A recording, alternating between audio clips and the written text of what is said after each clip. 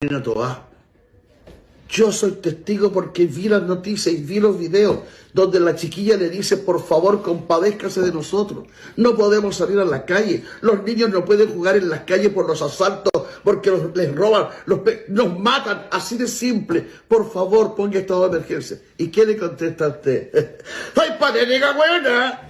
Porque hoy día el nivel de inseguridad y de tristeza de las familias es gigante. En todas partes. Están trabajando para eso. Mitra, están trabajando para eso. Patético, weona.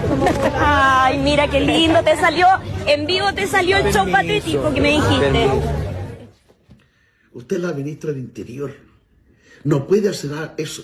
Es más, ni siquiera a ella le faltó el respeto. Usted le faltó el respeto a ella y nos faltó el respeto a todos nosotros. ¿Hasta cuándo, señora?